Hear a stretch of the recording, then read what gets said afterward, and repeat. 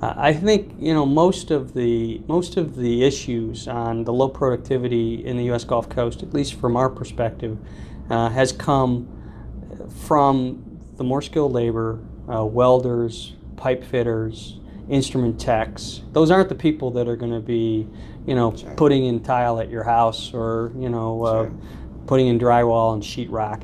When you get to the final, putting on insulation and what have you, you may see some of that. So it's more of a competition between facilities that are being built. So if you've got a lot of facilities in a specific labor market, say in Freeport or in Houston Ship Channel or over in the Baton Rouge, Plaquemine, Geismar area, they're competing for those same kind of skilled laborers.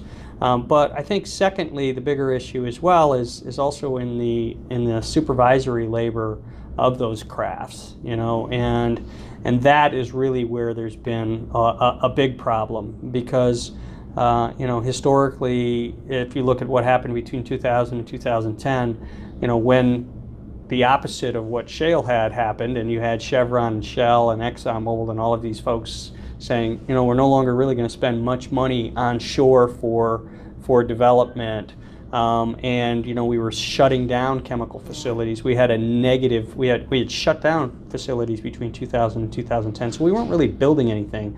A lot of companies, EPC companies, left. And so, we lost that direct hire labor force.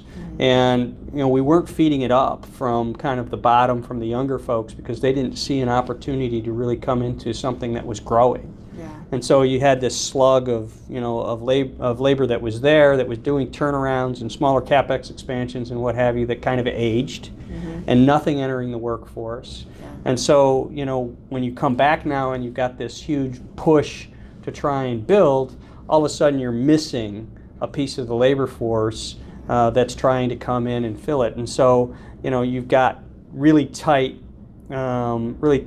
skilled labor force, welders and pipe fitters and what have you, but you also are missing a lot of the field supervision that can, take a bad situation and because of poor planning or because of the inability to really focus on it, make it even worse.